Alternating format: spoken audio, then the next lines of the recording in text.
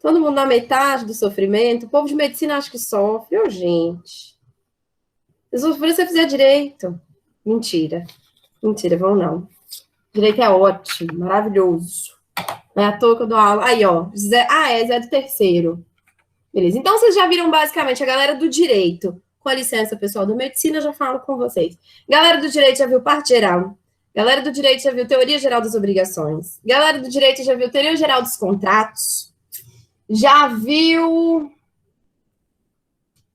Provavelmente está em contratos em espécie, lá no direito civil. Basicamente isso daí, né? Já viram ciência política, já viram teoria geral do processo, já viram processo civil 1, já viram direito constitucional 1 e 2, pelo menos, administrativo 1 e 2, pelo menos, e se a grade de vocês for semelhante à daqui. Então, vocês vão me ajudar a dar essa aula hoje. Combinado? Para eu não ficar falando aqui sozinha.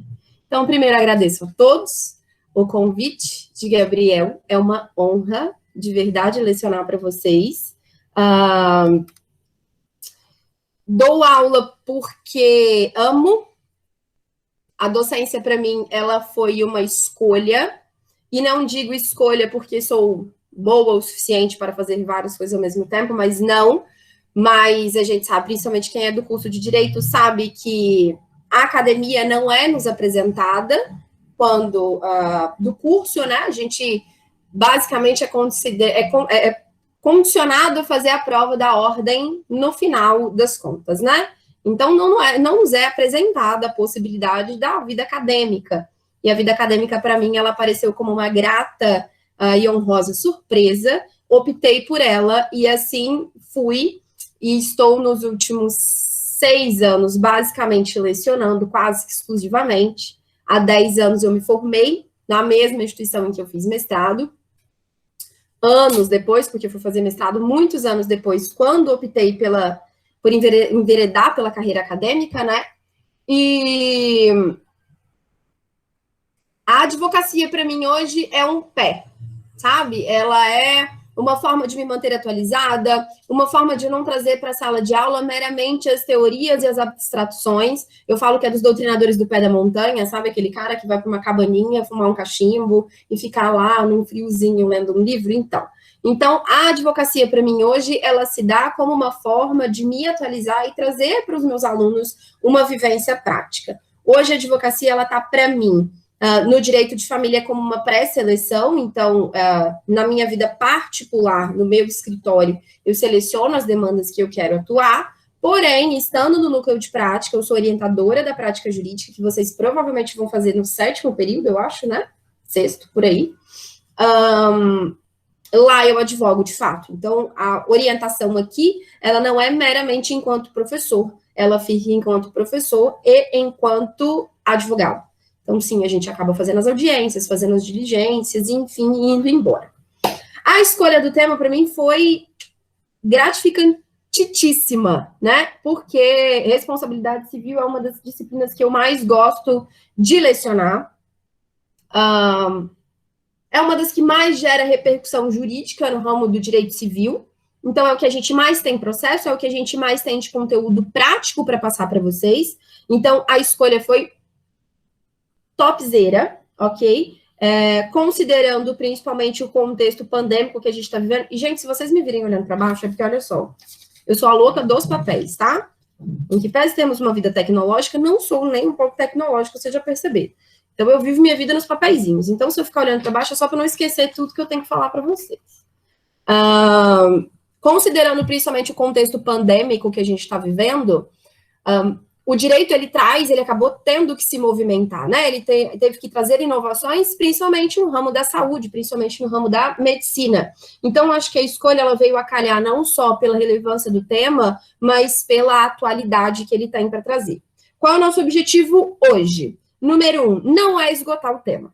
Impossível seria pretensão demais da minha figurinha querer vir aqui para esgotar o tema com vocês.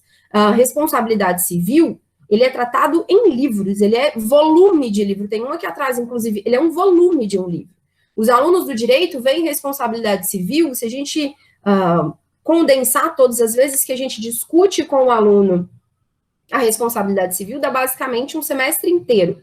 A gente vê responsabilidade civil ao final de direito civil 2, quando a gente trata de bens, pessoas e negócios jurídicos.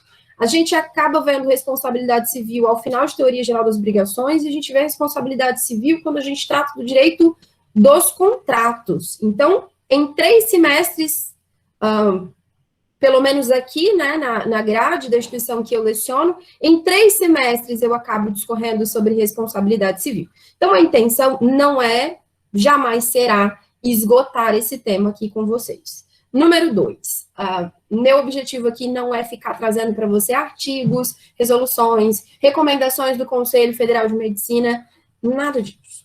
Meu objetivo com vocês hoje é trazer um pouco da vida prática, ou seja, ensinar vocês a não serem processados. Ok? Trazer um pouquinho para vocês do direito que vocês acabam não conseguindo ver na faculdade de medicina, em que pese a faculdade de medicina ser gigantesca, e ensinar para os alunos do direito uma parte do conteúdo que a gente também não consegue lecionar dentro da responsabilidade civil, porque a responsabilidade civil é gigantesca. A gente tem responsabilidade civil por ato de terceiro, responsabilidade civil do transporte, responsabilidade civil do ato cometido pelo animal, responsabilidade civil do médico, responsabilidade civil do advogado, é muita coisa. Então, a intenção, considerando que a Liga possui como escopo, acredito eu, bem de maneira superficial, unir os cursos de medicina e direito, a intenção para vocês é trazer para os alunos da medicina uma forma e uma orientação de como lá na frente, depois de graduados, não sofrerem nenhuma retaliação e nenhum problema. Já falaremos sobre o quão a pandemia vai alterar a vida, a rotina e as burocracias que vocês precisarão enfrentar. E trazer para os alunos do direito, caso queiram um dia, uma possibilidade de assessorar clínicas, hospitais, ok? Ou até mesmo os médicos na vida particular. Vocês já falaram aí que tem um professor de vocês que passa até o telefone do próprio advogado. Já me coloquei à disposição, DDD 027. Beleza? Então, essa é a intenção hoje com vocês. Tentarei fazer isso tudo em 50 minutos. Já perceberam que a falação aqui hoje vai ser das boas. Então, vamos lá. Deixa eu tentar colocar os meus slides. E, por favor, tenham compaixão da minha figura, já que eu não pude contratar o colega que falou que faz, nem a figura do Gabriel, e o santo de casa que não fez milagre. Eu vou reduzir aqui, a gente usa o Meet aqui na instituição também. Então, eu não consigo vê-los, mas consigo ouvi-los e consigo ler vocês aqui do lado, ok? Com qualquer dúvida, só gritar. Vocês conseguem ver o slide direitinho, ler tranquilamente? Joia. Então, vamos lá. Primeira coisa, responsabilidade civil. Ó, os alunos do direito me ajudem, hein? Se eu fizer pergunta, pelo amor de Deus, vocês respondam. Não deixa falando sozinho aqui, não. Responsabilidade civil. A responsabilidade civil, gente, ela está vista lá no Código Civil. Raquel, não faço ideia do que seja o Código Civil. Veja bem, a gente tem um conjunto de normas. O Brasil gosta de fazer norma, né? O Brasil gosta de fazer lei, até porque a gente tem que dar trabalho para aquele legislativo que a gente tem. Então, a gente tem um conjunto normativo, a gente tem um conjunto de normas, um conjunto de leis, que eles vão tratar só sobre o direito privado. O que é o direito privado? É o direito da vida particular. Então, a gente tem um conjuntinho de normas que vai falar assim, ó, você nasce a partir de tal momento, você está apto para adquirir direitos e contrair obrigações a partir de tal momento, você morre em tal momento, você pode realizar contratos de compra e venda, locação, mútuo, comodato, de tais formas. Quando você morre, a sua herança, o seu conjunto de bens é transmitido da seguinte forma. Então, o Estado, ele interfere na nossa vida a esse ponto, ok? Então, a gente tem liberdade para fazer absolutamente tudo aquilo que não está proibido na lei. E nós, seres humanos, indivíduos, não agentes estatais, podemos fazer basicamente tudo aquilo, e bem a grosso modo, tá? Tudo aquilo que o Código Civil não está proibindo, tá? Então, lá no artigo 186 e 187 do Código Civil, estão basicamente dizendo o seguinte: se você, querido, pratica um ato e, de alguma forma, você lesiona alguém, você vai ter o dever de reparar esse alguém. São as conhecidas e ouvidas, vocês já devem ter ouvido pra caramba, falar as ações de indenização, as ações de ressarcimento de danos, as ações de reparação de dano. Elas podem aparecer com esses 3 nomezinhos. Até porque, diferente do que a gente imagina, processo não tem nome certo. Obviamente, algumas demandas têm habeas corpus, mandado de segurança, habeas data, mas, via de regra, elas não têm um nome específico. Elas têm um nome que o advogado quiser dar. Então, essa responsabilidade civil, ela aparece no mundo jurídico, na prática, basicamente com esses 3 nomes: ação de indenização, ação de reparação de dano e ação de ressarcimento de danos.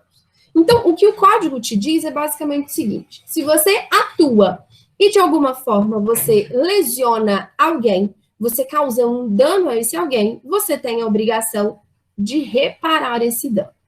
Historicamente, a gente nunca conseguiu muita responsabilidade do Estado, né? Historicamente, considerando que a gente vem de governos absolutistas, totalitários e etc., raramente a gente conseguia que o Estado respondesse por algum dano.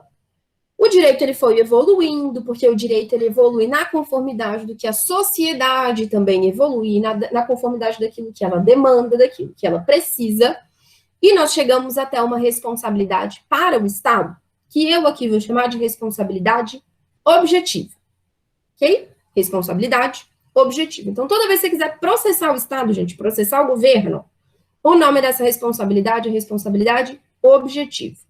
Deixa ela guardadinha aí, concentra essa informação na cabeça, segura ela que a gente já vai voltar nela. Nós, indivíduos, respondemos basicamente por uma responsabilidade que nós vamos chamar de subjetiva. Subjetiva. Porque existe um elementozinho aí especial que a gente vai ter que tratar sobre ele. Para eu configurar e eu categorizar a responsabilidade civil, eu vou precisar responder e comprovar basicamente 3 requisitos. Bom, 3 requisitos. O ato praticado, o dano sofrido e o nexo causal. Segura, tenha fé que eu vou explicar os 3. Então, o ato praticado, o dano sofrido e o nexo causal. Ato praticado. Primeiro ponto do ato. É sempre uma ação humana. Raquel, mas e o meu cachorro que mordeu a perna do vizinho? Calma, tenha fé, a tia vai ajudar. Ação humana, basicamente. Por quê? Porque força da natureza, a gente não pode gerar indenização. Então, um tsunami, uma enchente. Raquel, mas minha cidade alaga. Eu não sei quantos vocês conhecem Vila Velha. Gabriel tem esse amor. Vila Velha, você cospe no chão, a cidade alaga. Não sei Ouro Preto como funciona, tá? Vocês me digam. Por que pareça, não conheço Ouro Preto. Sou mineira e não conheço Ouro Preto. Mas Vila Velha, alaga. Aí você fala assim, Raquel, aí você vai me falar que alaga. Aí, ó, Belo Horizonte também é assim. Você vai me falar, então, Raquel, que o alagamento não gera indenização. Gera. Mas o alagamento, gente, ele não gera indenização porque alagou. Está convidada a conhecer os morros de Ouro Preto? Vou, me chamem. Me convidem, vou com o maior prazer. Eu vou assistir uma aula de medicina. Ou não.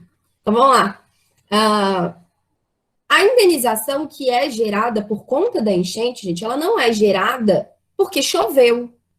Porque como que você vai pleitear a indenização de São Pedro, de Jesus Cristo, de Já, de, sei lá, Thor? Quem é que você acredite? Não tem como. As indenizações provenientes de enchentes, ela normalmente está atribuída e atrelada ao fato do Estado não ter praticado todos os deveres de cuidado que ele deveria ter praticado. Ele não ter feito tudo aquilo que ele deveria ter feito. Então, limpeza de bueiro, pavimentação da maneira adequada, ok? Todo o problema toda a questão de escoamento, então toda aquela questão técnica que a gente vai guardar para a galera da engenharia, né? Então, veja bem, a questão do alagamento, ela não gera um dever de reparo, um dever de indenização porque choveu. Ela gera porque há uma ação humana aí. Qual a ação humana? Muitas vezes uma omissão por parte da figura estatal, tá? Então, ação humana, ato, primeiro requisito da responsabilidade, ele tem que ser uma ação humana. Segundo ponto, essa ação ela pode ser positiva ou negativa. O que que é isso? Você pratica porque você quer. Você está fazendo uma ação positiva. A galera do direito vai entender como algo que é comissivo. Você pratica o ato. Então, eu mato, eu bato, eu quebro, eu espanco. Ok? São atitudes comissivas. São atitudes positivas. Ou você tem as condutas omissivas. Então, você omite algo. Então, o Estado não faz a limpeza do esgoto. Ou você, como médico, deveria ter prestado socorro e não prestou. Então, a gente tem a conduta humana como prática positiva, comissiva, você faz, ou você tem a prática omissiva, em que você se mantém inerte, mesmo tendo o dever legal, imposto por lei, de agir. Terceiro aspecto que a gente tem que colocar sobre o ato. Muita gente que for pesquisar, a galera da medicina que for dar uma pesquisada a respeito disso, que tiver curiosidade depois, quando for dar uma lida, vai pegar uma série de doutrinadores, ou seja, uma série de pesquisadores do ramo do direito, tratando o ato da responsabilidade civil como um ato ilícito, ou seja, só geraria o dever de indenizar quando você pratica um ato ilícito. Então, você pratica um ato que você não poderia praticar. Você viola o ordenamento jurídico, você viola a norma, independente da espécie dela, se é uma lei, se é a Constituição Federal, se é uma resolução, se é um regulamento, se é uma recomendação, se é uma portaria, um decreto, independente. Porém, já está pacificada a compreensão dentro dos tribunais superiores e até mesmo dentro dos tribunais estaduais, de que os atos lícitos, ou seja, os atos que você pode praticar, os atos que estão previstos em lei, eles também geram o dever de indenizar. Vocês querem ver um exemplo muito simples? O Estado, ele pode um dia olhar para você e falar assim, Renata, sua casa fica localizada exatamente no lugar onde seria espetacular passar uma rua. Olha que bacana. E isso é mais benéfico, isso é melhor para o povo. A gente chama isso de interesse público. E o interesse público, gente, ele sempre vai falar mais alto do que a nossa particularidade. Ele sempre vai falar muito mais alto do que aquilo que a gente quer. Então, o Estado pode chegar para Renata e falar assim, Renata, deixa eu te falar, sua casa dá para duplicar uma via que, ó, é um chuchu. Então, o que eu vou fazer? Eu vou te desapropriar. Você tem um prazo X, que aqui eu não vou ficar entrando nessas pormenoridades, senão é muita informação na cabeça de vocês. Você tem um prazo X para sair da sua casa. Mas olha, como eu, Estado, sou muito bom, apesar de estar praticando um ato ilícito, porque a figura da desapropriação está prevista na lei, eu vou te indenizar. Então, eu vou mandar um avaliador vir aqui, ele vai avaliar quanto vale a sua casa e eu vou te pagar por aquilo.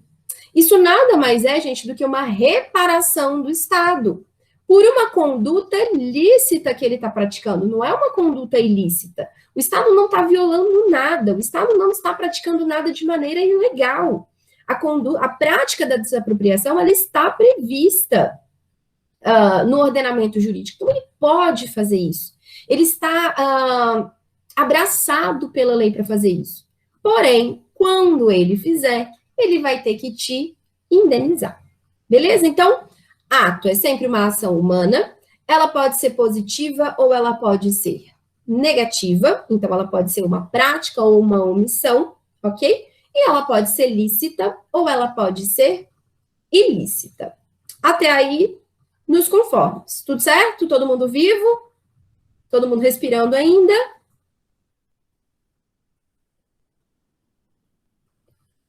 Show, tá tudo bem? Se tiver muito rápido, vocês gritem que a gente dá uma reduzida aqui. Aqui, vez e outra, a gente engata a primeira, vai embora e não para nunca mais. Então, tá aí, ó. Ação, dano, nexo de causalidade. O dano, vamos conversar sobre o dano. Dano, gente, ele sempre tem que ser comprovado pela parte que processa, tá? O dano, ele sempre precisa ser comprovado. Há algumas situações muito específicas dentro do ordenamento jurídico que a gente trabalha com a figura de um dano presumido. que é isso? Você não precisa comprovar que você teve dano. Por exemplo, o SPC Serasa vai lá e tem o seu nome inscrito. Então, por exemplo, você não pagou uma conta da Vivo, aí a Vivo vai lá e escreve seu nome no SPC Serasa. Aí você paga a conta. Com a obrigação da Vivo, tirar essa restrição, tá? Tirar o teu nomezinho de lá. A Vivo vai e não tira. Antigamente, a gente precisava comprovar a existência de um dano para essa inscrição indevida. Então, era necessário que eu fosse, por exemplo, no supermercado, fizesse uma compra enorme, tentasse pagar no caixa e sofresse constrangimento para isso. Hoje não precisa mais. Então, o dano, nesse caso, a gente vai dizer que ele é presumido. Os tribunais já pacificaram o entendimento de que o simples fato do teu nome estar inscrito em órgãos de proteção ao crédito de maneira indevida já gera direito de indenizar. Meu sonho é que alguém inscreva meu nome num órgão desse para poder ganhar dinheiro. Consigo? Não consigo. Nunca ninguém me inscreveu para eu ganhar R$ 100 que fosse, tá? Essa é a figurinha do dano presumido. Mas dano presumido, gente, é uma exceção à regra, tá? Normalmente, e via de regra, o dano ele precisa ser comprovado. Ele precisa ser um dano certo. Ó, podem usar sua imagem sem autorização também, mesmo sem dano, cabe indenização. Pode, inclusive, só abrindo um parênteses, Gabriel perguntou se poderia vincular a aula. Fique à vontade, aí eu já deixo até o consentimento gravado para vocês. Tá bom? Então, pode usar a aula da maneira como vocês quiserem, reproduzir nos canais de comunicação que vocês tiverem interesse, tá bom?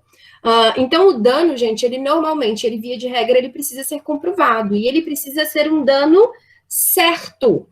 É certo, não pode ser aquela coisa assim, eu acho...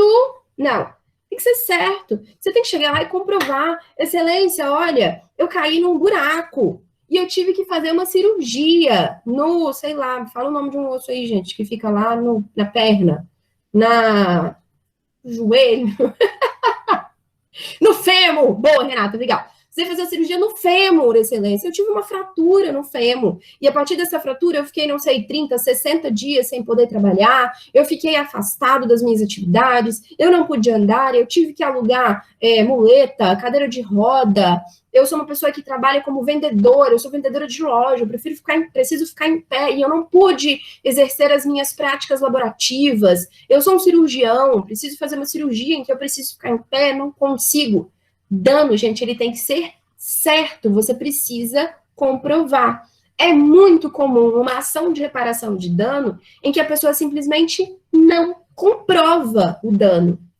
Ela acha que o juiz ele tem que presumir a existência de um dano. Excelência, olha, fizeram uma cirurgia errada, eu logo tive um dano. Tá, que dano que foi feito?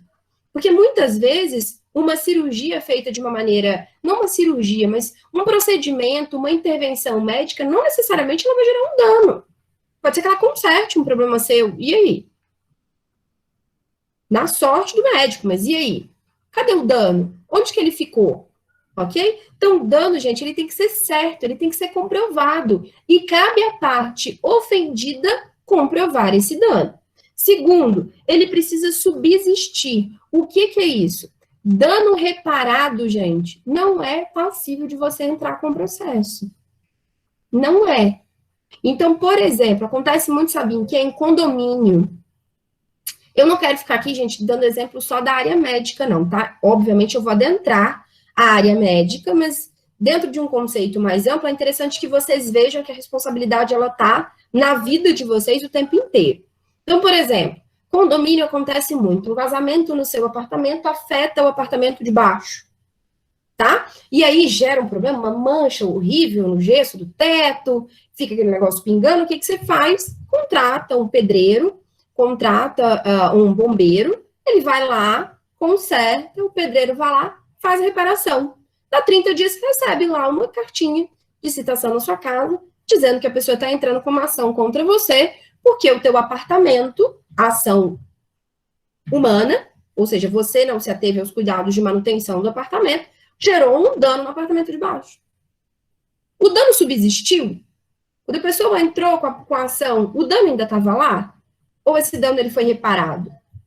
Esse dano ele foi reparado.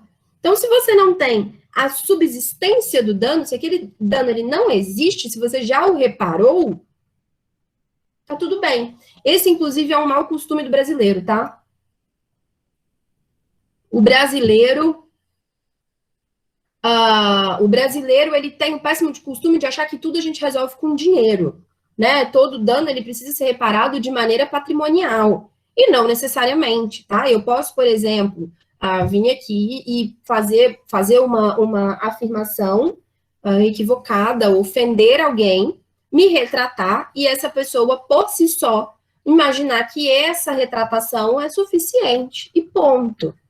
Raquel, e se não for? Aí a gente entra lá na pergunta da Renatinha, tá? Porque eu já sou íntima, né? Eu já chamo os outros pelo apelido. Vocês notaram, meus alunos eu também sou assim, tá?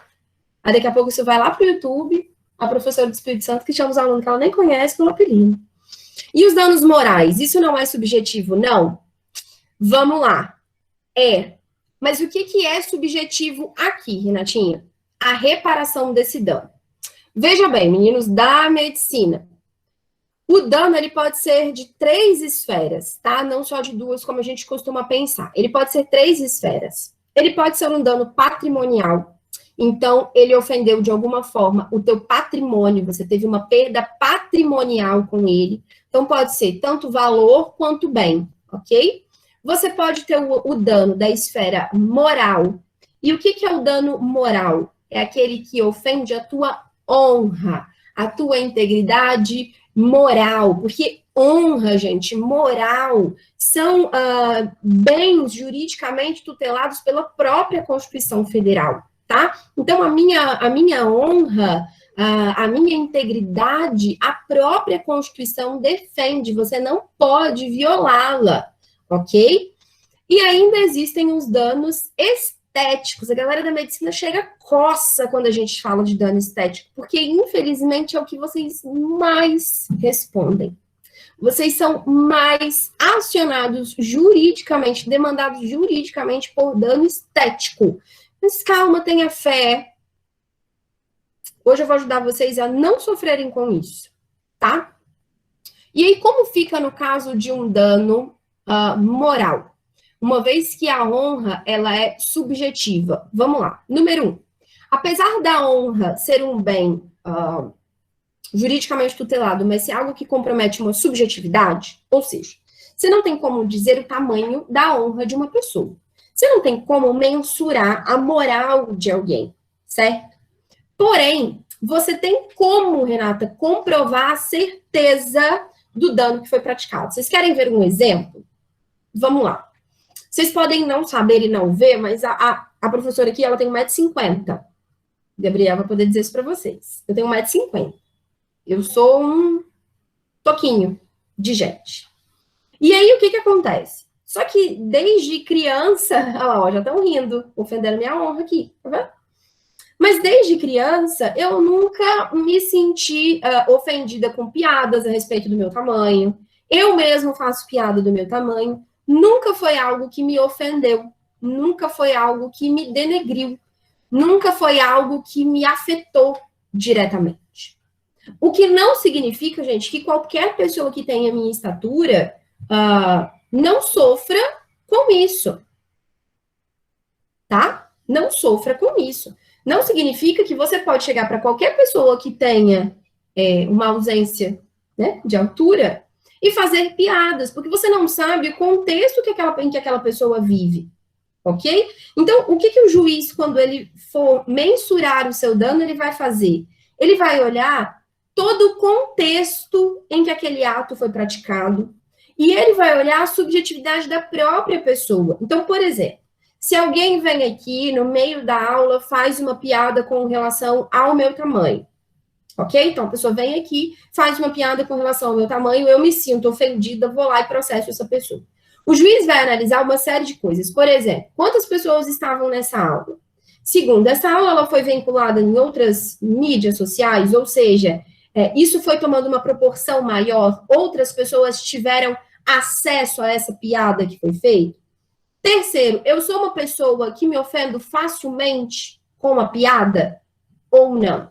Porque se for vários relatos de testemunha e falar assim, gente, mas a Raquel nunca se incomodou, a gente sempre brincou e ela nunca se incomodou. O juiz vai olhar para mim e vai falar assim, amada, o que está acontecendo? Você está querendo tirar proveito? Você está querendo ganhar às custas do judiciário? Tá? Então, apesar da honra e da moral ser algo muito subjetivo, o magistrado ele vai fazer uma análise de todo o contexto em que esse discurso foi proferido, todo o contexto em que essa honra foi lesada. Sua honra foi lesada dentro da sua casa, quietinha, ninguém ficou sabendo. A gente tem um contexto. Sua honra foi lesada dentro de uma discussão com 3, 4 pessoas, é outro contexto. Sua honra foi lesada numa internet em que a informação ela vai para lugares que você não tem controle. Você jogou na internet, você não tem controle mais sobre isso. Você não tem controle aonde isso vai parar. Ok? Então, tudo isso, gente, vai ser analisado quando nós estivermos falando de dano moral. Tudo bem? Renatinha, deu para tirar sua dúvida? Alguém tem mais dúvida com relação a dano moral que queira tirar? Deu para tirar sim, mas eu queria depois, se desse, tirar uma dúvida em particular com você, pode? À vontade, claro. Fica tranquilo. Nada. Mais alguém tem dúvida com relação a dano moral? Pode perguntar, gente. Isso aqui é aula. É aberto para isso mesmo. Tranquilo? Seguimos, então? Beleza. E aí a gente tem o dano estético. E o dano estético, gente, ele é aquele dano que é causado no corpo, tá? Então, por que eu digo que médico até se coça quando a gente fala de dano estético? Porque normalmente é onde estão as maiores demandas de vocês. Em que pese nós temos demandas também de responsabilização por cirurgias que deram errado, e aí depois a gente vai discutir o que é esse dar errado, tá? Então, intervenções cirúrgicas que deram errado, ou que geraram uma sequela na pessoa, a gente tem aquilo que fere a estética da pessoa. Então, às vezes, uma cicatriz muito grande, uma deformidade que pode ser permanente ou transitória. Então, eu, por exemplo, tive um caso, uma época que eu atuei, de um acidente. A gente tem aqui a terceira ponte, né, que liga os municípios de Vila Velha à Vitória, uma ponte, acho que ela tem 3 quilômetros de extensão, acho que é isso mesmo. E houve um engavetamento na terceira ponte, só que o engavetamento foram 2 carros que fizeram um sanduíche numa moto. E aí a carona da moto, ela ficou com uma debilidade na perna, ela perdeu a rótula, ela não tem rótula mais, e para ela se sentiu extremamente desconfortável com esse dano estético que ela ficou. Além dela ficar sem rótula, ela ficou com uma cicatriz gigantesca no meio da perna, assim, entre o joelho e o pé. Ela ficou com uma cicatriz muito grande ali, ela precisou botar pino, parafuso, um monte de coisa, vocês vão saber disso melhor do que eu.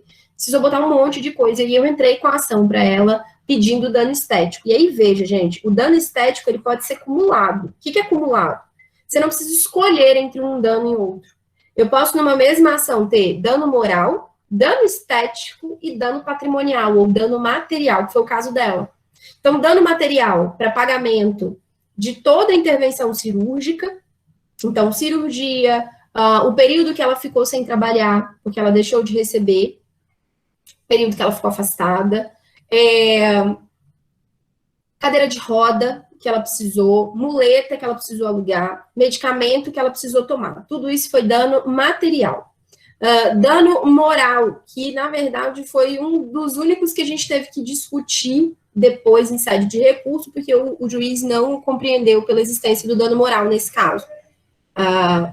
Mas também eu dei uma apelada bem legal, assim. O dano moral, no caso dela, é o fato de que ela mora no segundo andar de uma casa que não tem escada, então, às vezes, ela precisava subir de bumbum, assim, sabe? Então, ela se sentia ofendida com essa atuação, o fato de que a pessoa que causou o acidente não deu nenhuma assistência a ela ficou por ela na vida, jogada na vida.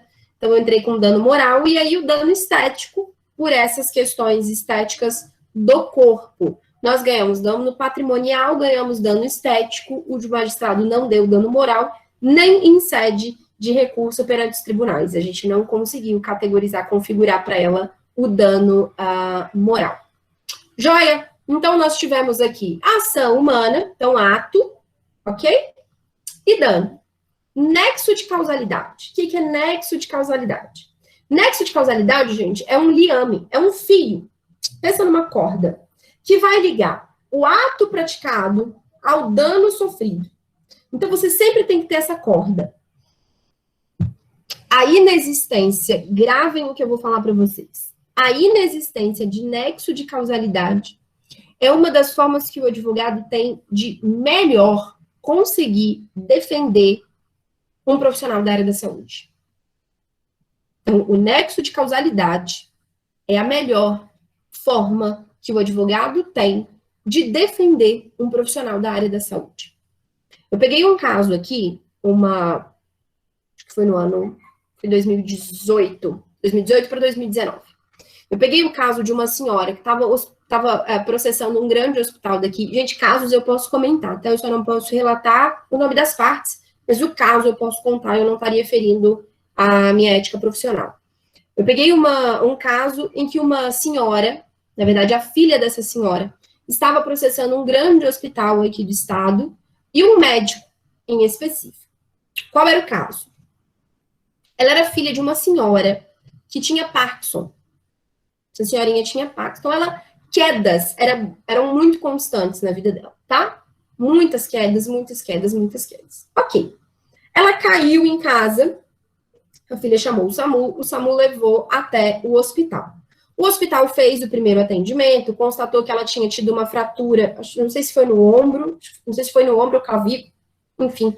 Ela teve uma fratura, fizeram a imobilização da fratura. Como ela caiu e bateu a cabeça, fizeram todos os exames necessários, deixaram ela em observação. E no dia seguinte, ela teve alta médica. Quando ela teve alta médica, chegando em casa, acho que coisa de uns 2 dias, ela caiu novamente. E ela voltou para o hospital.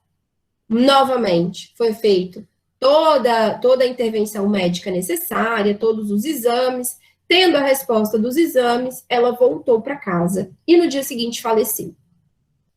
A filha entra com uma ação de indenização por danos morais, danos patrimoniais, alegando que a mãe teria morrido por uma falta de assistência médica. Nesse caso, por uma conduta de omissão do médico. O médico teria sido negligente. Então, o médico não praticou todos os deveres que ele deveria ter praticado. Ele não fez todos os exames, enfim, ele deu uma alta precoce. Juntou um catatal de documento, mas assim, era muito documento, muito documento, muito documento. Eu peguei aquele monte de documento e eu falo que o advogado ele precisa ser esperto no seguinte sentido: eu não conheço todas as áreas, todas as profissões, mas eu sempre tenho alguém, eu sempre tenho um conhecido dentro dessas áreas, que me ajuda sempre nas atuações dos meus processos. E eu tinha um aluno, esse aluno é enfermeiro, aqui, e esse aluno ele trabalhava para um plano de saúde, é muito engraçado. A atuação dele se dava única e exclusivamente para encontrar os erros do hospital ou do médico para o plano de saúde não pagar, para glosar, né? Ele era especializado nisso, ele era pago no plano de saúde para isso. Ele era um gestor, né? E aí eu peguei aquela documentação, entreguei na mão dele e falei: fulano, faça um favor para mim. Encontre todos os erros desse médico. Eu advogava para o médico, tá? Eu fui advogada do médico. Encontre todos os erros do médico. Por quê? Porque o advogado, gente, ele trabalha de trás para frente, ele não trabalha de frente para trás. Quando eu trabalho já esperando, já atuando na prevenção da pancada que vai vir para o meu cliente. Então, eu precisava conhecer todos os erros do meu cliente para eu tentar fechar todas as brechas possíveis e imagináveis. Então, eu precisava conhecer todos os lados obscuros do meu cliente. Ele fez um relatório para mim. E foi botando todas as condutas equivocadas do meu cliente. Só que foi o que ele falou comigo. Ele falou assim, Raquel, o grande problema é que dentro de todas as condutas equivocadas que eu encontro, e eu, trabalhando com plano de saúde, que no caso dele era pelo SUS, né? Trabalhando pelo plano de saúde, eu encontraria uma série de condutas que o plano entende como errada. O plano, tá, gente? O plano, não era ele enquanto profissional da saúde. O plano entenderia como errado. Em nenhuma, a alta foi a causa do falecimento. Em nenhuma delas. Por quê? Porque chegou em um momento específico, em uma única folha, em um único papel, dentre todos aqueles que ela havia apresentado. Ela relata que após a alta médica, a mãe cai novamente, bate a cabeça e falece. Então, quando a mãe tem essa terceira alta médica, ela sai do SAMU, ela desce da ambulância, cai, bate a cabeça e hora depois ela vem a falecer. Nesse momento, gente, que ela sai da ambulância e ela cai, ela rompe o meu nexo de causalidade. Ela não tem como fazer prova de que a alta médica gerou na paciente uma falta de cuidado que fez com que a paciente viesse a falecer. Por quê? Porque a morte dessa paciente estava ligada diretamente a essa queda que ela teve no momento posterior à alta. Então, como que eu consegui defender o meu cliente, fazer com que ele não fosse responsabilizado por essa morte? Rompendo nexo de causalidade. Excelência é simples. O ato praticado pelo meu cliente, qual seja, dar a alta à falecida, não pode, em momento nenhum, ninguém pode afirmar categoricamente que foi essa alta que deu causa à morte da paciente.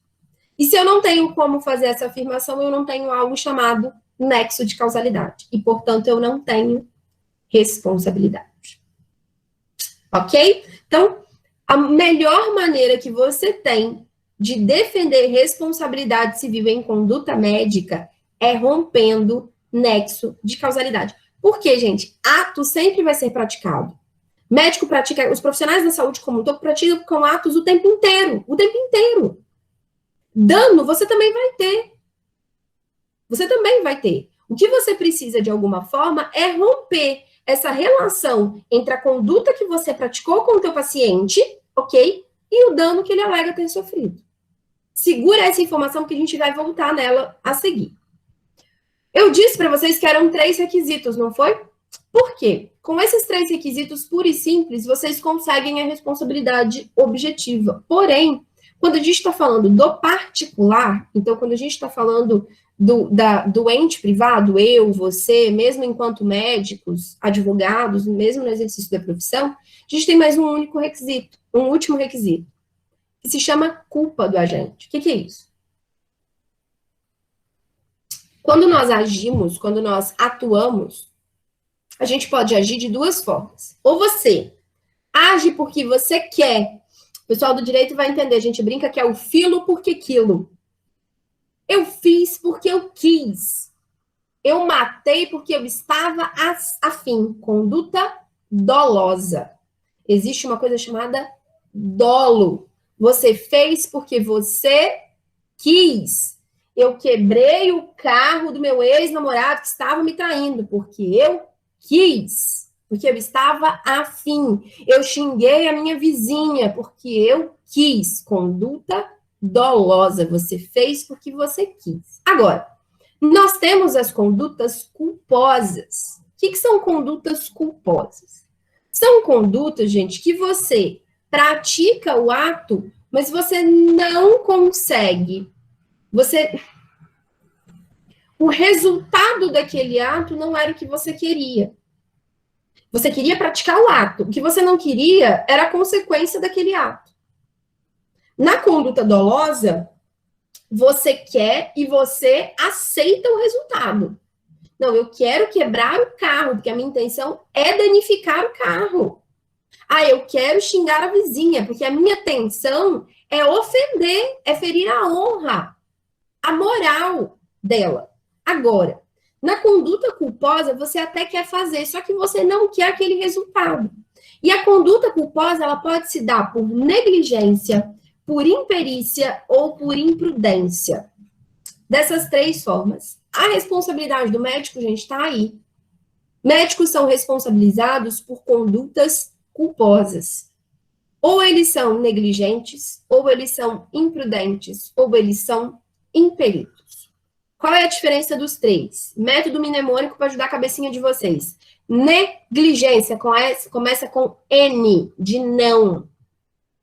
Negligência é sempre uma conduta omissiva. Você tinha o dever de praticar um ato e você não praticou.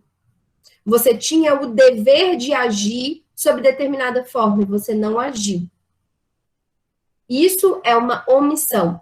Sabe o crime de omissão de socorro? É uma conduta negligente. Ok? Então, com certeza, dentro dos protocolos médicos, existem determinadas condutas, determinados procedimentos que vocês precisam adotar em determinado caso. Por exemplo, estou, sei lá, em choque anafilático. Só para fingir que eu conheço os termos médicos, né? Estou em choque anafilático. Existe provavelmente um protocolo. Se você não age com aquele protocolo, você está sendo responsável por negligência. Então, se você não pratica aqueles protocolos, a sua ação gerou, nexo de causalidade, um dano por negligência. Então, a diferença da negligência para os outros dois é que a negligência é uma conduta omissiva, você não faz, sendo que você deveria ter feito. Lembra só que negligência começa com N de não fazer. Agora, você tem a imprudência e a imperícia. Imperícia, para diferenciar, você lembra de perito. Imperícia é quando você é perito naquilo. Você deveria saber fazer aquilo. E você age de maneira errada, sem se ater a práticas que você deveria saber fazer. Uma execução errada.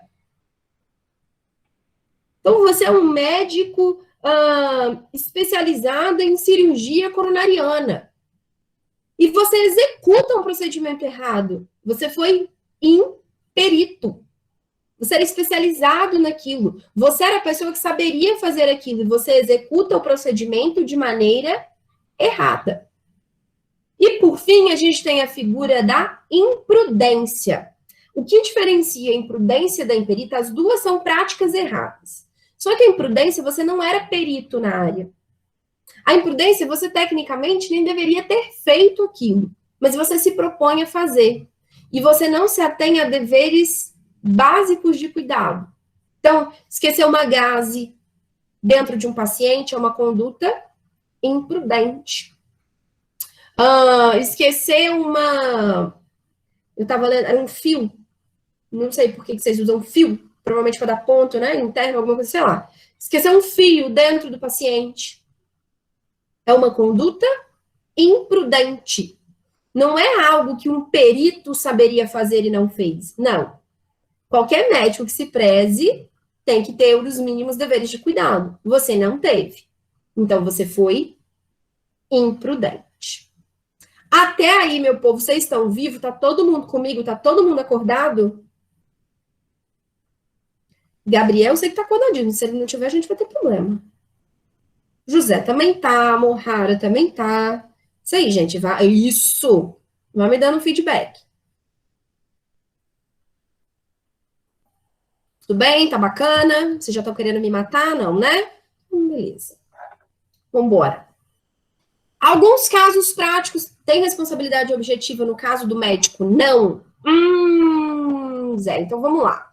Existe uma discussão a respeito disso daí, tá? Se existiria uma responsabilidade objetiva para o médico. Não. Não tem. Não tem. Todas as vezes que você processar um médico, você vai precisar comprovar se ele agiu com dolo ou com culpa. Você vai precisar comprovar a existência desse elemento aqui, o elemento culpa do agente, tá? Responsabilidade objetiva hoje, José, só no caso do Estado, nos casos de danos ambientais e algumas causas de direito do consumidor. Então, você até pode encontrar algum julgado que vai falar assim, como a relação médico-paciente é uma relação de consumo, mas a regra não. Quando você encontrar um julgado desse jeito, é o desembargador, o juiz, assim, apelar demais da conta, tá? É apelar demais da conta. Cirurgiões plásticos, não existia essa questão de responsabilidade objetiva? Não. Não. Por que uma responsabilidade objetiva no caso de um cirurgião plástico? Porque seria uma prestação eletiva. Isso. Seria de fim, né? Não seria de meio. É essa a questão. Tipo, resultado. Isso, de resultado. Você está prometendo o resultado, não que... Eu acho que eu cheguei a colocar aqui, Carlos, alguns julgados dentro de cirurgia plástica, tá? O que acontece? Você não vai ter uma responsabilidade... Tá, vamos lá. Como é que eu vou explicar?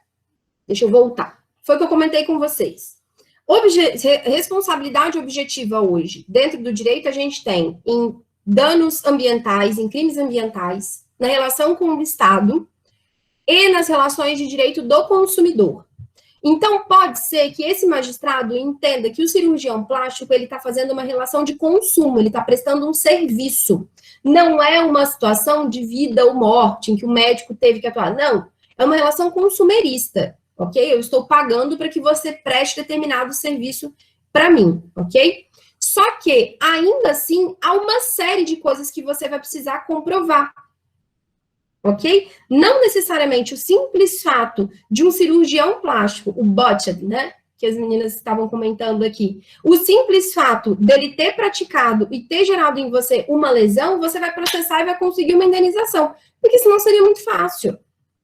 Você vai ter que comprovar, sim, essa conduta do agente. Se ele agiu com negligência, imprudência ou imperícia. E sabe como é que a gente chegou nisso, Carlos? Com o fato de todo mundo sair processando por tudo e qualquer coisa. É muito difícil hoje você ter uma responsabilidade objetiva. Com exceção do Estado, que todos os julgados são com relação à responsabilidade objetiva, o restante, até mesmo em crimes ambientais, a maioria dos magistrados vão pedir para você comprovar a conduta do agente. Ou então ele vai conseguir afastar com aquilo que a gente chama de consentimento informado, que eu vou falar um pouquinho mais para frente com vocês. Por quê? A cirurgia plástica, por mais que você prometa um resultado, o resultado não depende de você. O resultado, ele depende do comportamento do corpo, do comportamento biológico daquele indivíduo. Então, por exemplo, eu posso ter um processo de cicatrização lindo e maravilhoso, e você ter um processo de cicatrização terrível. E aí, o seu dano foi causado não porque a cirurgia plástica foi mal feita, mas porque o teu corpo se comporta de uma maneira tal. Tem um caso aqui, quer ver? Deixa eu mostrar para vocês. Deixa eu achar ele aqui. Aqui, ó. Tá aqui, ó. Afastamento da responsabilidade civil, ó. Procedimento cirúrgico estético de cantopexia e blefaroplastia. Blefaroplastia, ok. Obrigação de resultado que, em hipótese tais, resulta em presunção relativa de culpa do profissional médico. Até aí. Passível de afastamento pela demonstração de que os resultados buscados não foram atingidos em razão de fatores alheios à conduta do profissional médico. Fechamento incompleto das pálpebras decorrente de retração do tecido, evento não relacionado à perícia médica. Tratando-se de complicação. O que é a perícia médica? O fato de que o médico deveria ser perito no caso e saber como proceder naquela situação.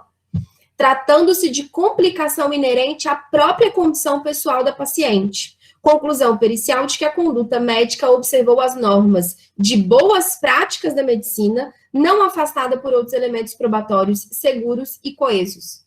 Se eu fosse ponderar meramente para a responsabilidade objetiva, eu não me ateria a isso aqui. Eu simplesmente analisaria ato praticado, dano, nexo de causalidade. Acabou, o médico seria responsabilizado. Ok? Mas médico não pode prometer resultado. Eu sei que tem quem prometa, mas está errado. Renata, não pode, tá? E ainda assim, que ele te prometa um resultado, ele vai fazer você assinar um terminho dizendo que o resultado não depende dele. Então, ele pode te dar uma projeção do resultado, que é o que normalmente que é o correto. Você vai fazer uma projeção de resultado para aquela pessoa. Olha, e aí a gente tem hoje as mais variadas tecnologias para isso, né? Existe quem faça isso, inclusive, em 3D. Minha irmã, ela é dentista e ela consegue, pelo Photoshop, ela fez um curso para isso, ela tira uma foto de você, de perfil, de frente e tal, e ela consegue mostrar para você como vai ficar o seu sorriso depois do tratamento de prótese, né? Ainda assim, ela faz você assinar um termo de consentimento de que o resultado ele pode variar na conformidade do comportamento do seu corpo, tá? Aí o Arthur botou aqui, e quando eu tomo conduta seguindo um determinado protocolo? Arthur, vamos chegar lá. Guarda essa perguntinha, tá, gente? Guardem isso daí. A gente vai chegar ali. Vamos dar uma olhada só nos outros julgados que eu trouxe para vocês, ó. Dano moral. Os autos revelam que a autora foi encaminhada ao hospital, eu apaguei o nome do hospital, em que pese está lá publicado, né? Para atendimento de emergência em face de dores na região abdominal, ocasião em que realizou o exame de imagem, foi diagnosticada com infecção intestinal, sendo liberada em seguida. No dia seguinte, a autora retornou ao hospital sentindo dores mais intensas na região abdominal, sendo internada no dia subsequente, no dia 4. Assim, permanecendo até a realização da intervenção cirúrgica de emergência de laparotomia exploradora, no dia 8/8, né? Então, 5 dias depois. Depois de transcorridos 6 dias do primeiro diagnóstico equivocado e 4 dias do início da sua internação. Embora tenha permanecido internada desde 4/8, apresentando piora no quadro clínico já no dia 5, é inegável que a autora somente foi corretamente diagnosticada com suspeita de apendicite em 8/8, após o seu caso ter sido submetido à avaliação da equipe de cirurgia geral do hospital. A pretensão de reparação não decorre da existência de erro médico durante o procedimento de ato cirúrgico, mas de erro do diagnóstico anterior, que comprometeu a eficácia do controle e regressão do quadro inflamatório, que desencadeou o apendicite, tornando necessária a cirurgia. Veja só. Lembra que eu falei para vocês sobre a subsistência do dano? Que se o dano subsiste, ele não é passível de indenização? O grande problema é que você tem que ver qual é o dano que está subsistindo. Nesse caso aqui, pode até ser que o dano patrimonial, né, que nesse caso era o corpo da paciente, não há mais a subsistência do dano. Ela tinha uma dor abdominal, apesar da demora e da prática dos atos de maneira, né, delongada, o diagnóstico foi feito, ela foi submetida à cirurgia e ficou tudo bem, ela ficou curada. Teve subsistência do dano? Não. Patrimonialmente falando, tá, gente? Em termos de corpo, o dano dela permaneceu? Não. A equipe médica foi lá, fez a intervenção cirúrgica e ficou tudo bem. Cirurgia de emergência. E ficou tudo bem. O grande problema e o dano moral? Como ficou? Olha o tempo que essa mulher ficou internada com dores, se submetendo a uma série de exames, até que o diagnóstico correto fosse encontrado. Então, apesar de não haver a subsistência do dano patrimonial, no caso, o corpo físico, manteve-se, subsistiu o dano moral. A honra dela, a moral dela, a integridade dela ficou comprometida. Ela foi, entrou com a ação e manteve, tá? Fora perdas e danos também, vai que ela não ganhou licença do trabalho, isso. E aí a gente tem que olhar porque esse dano, aí é pra galera mais do direito, senão a gente vai ficar aqui até amanhã, e foi o que eu falei com vocês, a minha intenção não é esgotar a discussão, né? Inclusive, se vocês quiserem que eu volte com esse assunto, a gente marca uma outra data, eu volto, tá? Sem problema nenhum. Mas aí teria divisão de lucro cessante, dano emergente, gera outras repercussões. Eu vejo um dano aí sim, ela deixou de ter uma cicatriz pequena de retirada de apêndice para ter uma cicatriz gigante de laparotomia exploradora. Dano estético. Isso aí, Renatinha, dano estético. Ela pode pedir? perfeitamente. Ela não vai ganhar quanto dano patrimonial, mas ela vai ganhar como dano estético. Numa boa. Ok? E normalmente, gente, essas demandas, elas sempre geram prova pericial, tá? Então, sempre um perito, normalmente quem forma em Direito e Medicina, tem uns doidos que resolvem fazer as duas graduações.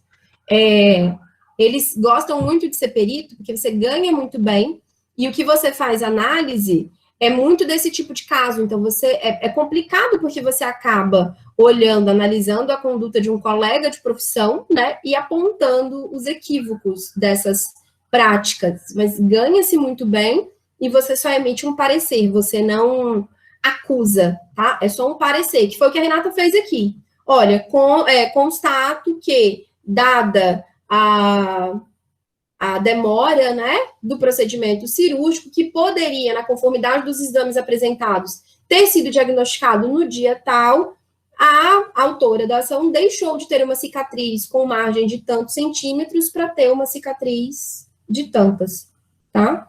Imagina fazer essas duas gradações, tem que ser muito besta. Aí ele faz. Você faz, Carlos? Ou já fez, né? Tem doido para tudo. Ah, ele fez direito. Aí ele foi inteligente e foi fazer medicina. Esperto. Inteligente é ele.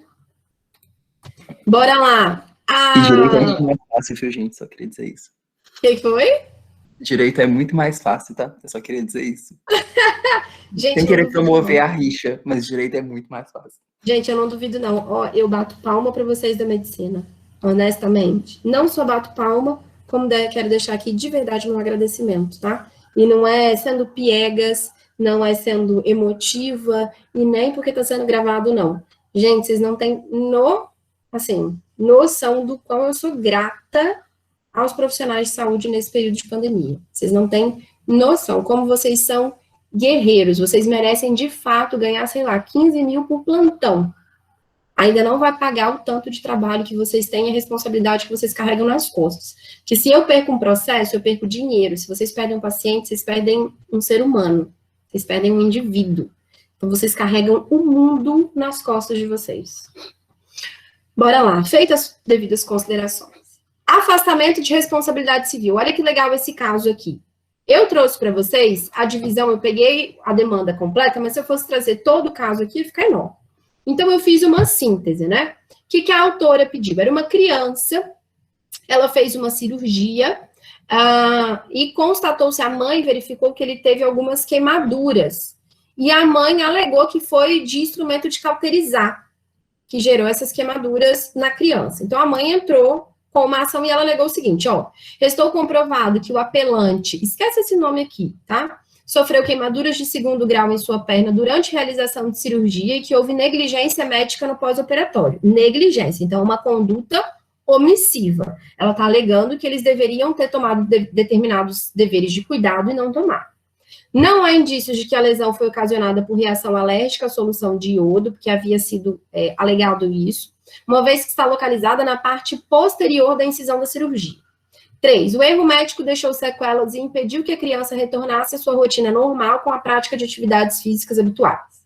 4. O recorrente sofreu abalo psicológico ao ser internado novamente para enxerto de pele e tratamento de lesão. Então, vê que não é uma lesão pequena, né?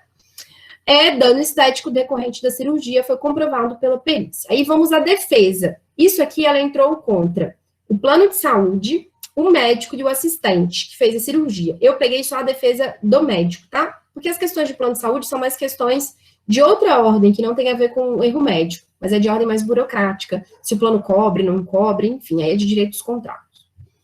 O que o médico alegou? A responsabilidade civil do médico é subjetiva, ó, então tem que ter, e não existe comprovação de ato culposo, de modo que a perícia concluiu que a técnica cirúrgica utilizada foi correta e bem executada sem intercorrência. Ele pegou tudo aquilo que o laudo pericial apresentou aí, Carlos, que é o que você vai fazer. B. Restou demonstrado que a partir da constatação da lesão por ato imprevisível, por fato imprevisível, prestou toda a assistência necessária ou ele quebrando a negligência aqui, ó. É isso que ele está querendo quebrar aqui.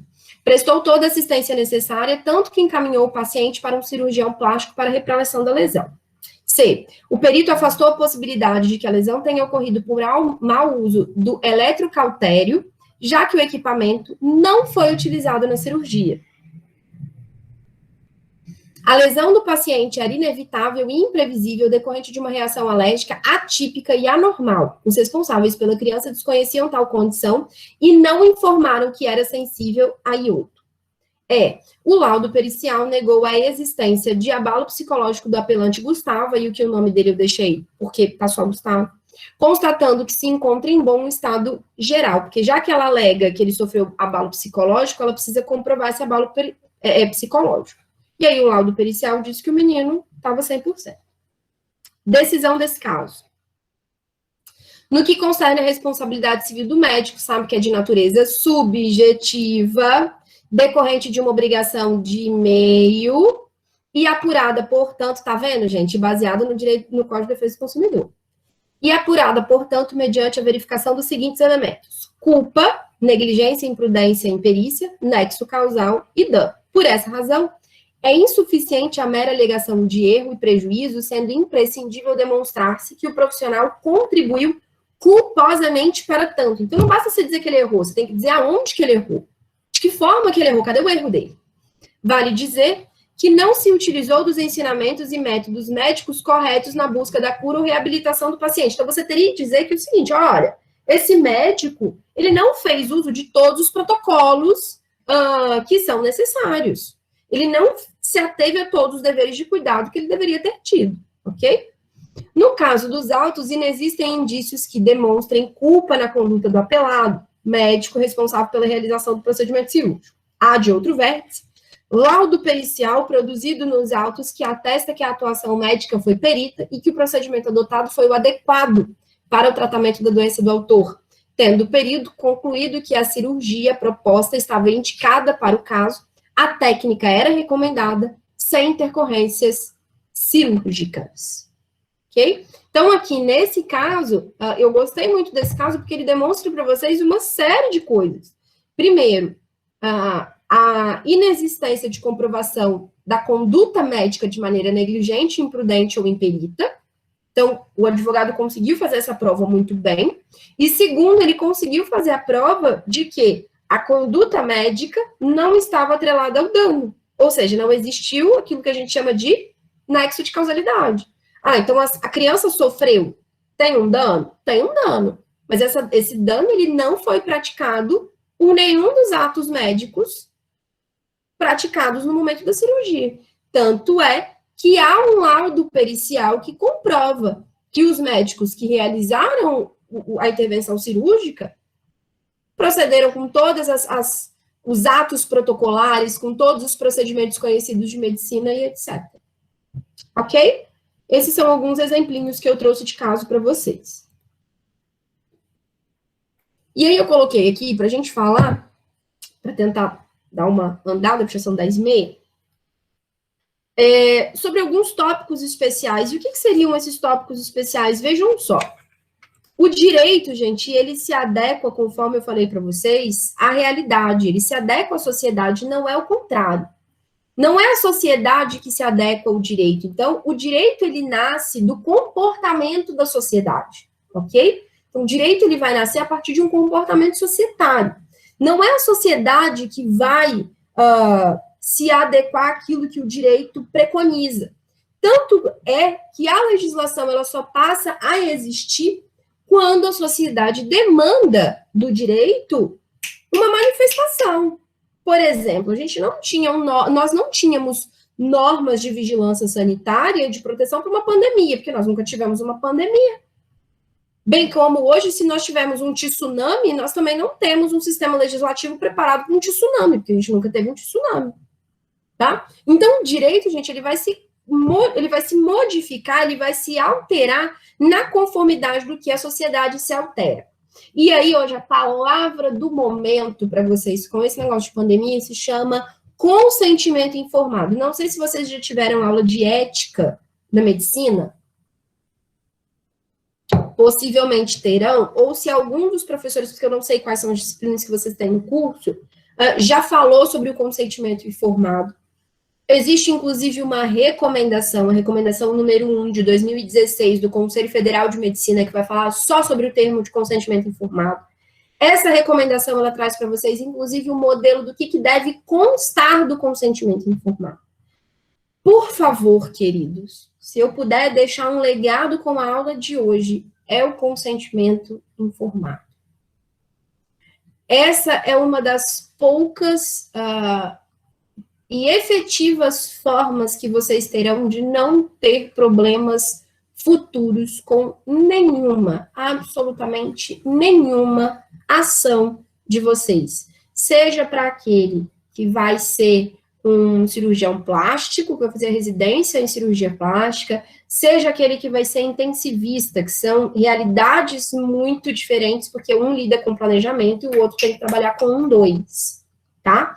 Então, seja qualquer dessas duas realidades em que você pode planejar por muito tempo, ou que você tem que tomar decisões em fração de segundos ou centésimos de segundos, façam o consentimento informado. Raquel, pelo amor de Deus, sou intensivista, não tem condição de fazer isso não. Calma que eu vou te explicar, tenha fé. O consentimento informado, gente, ele decorre de uma série de legislações.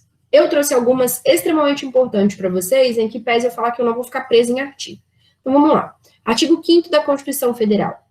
Todos são iguais perante a lei, sem distinção de qualquer natureza, garantindo seus brasileiros e aos estrangeiros residentes no país a inviolabilidade do direito à vida. A vida.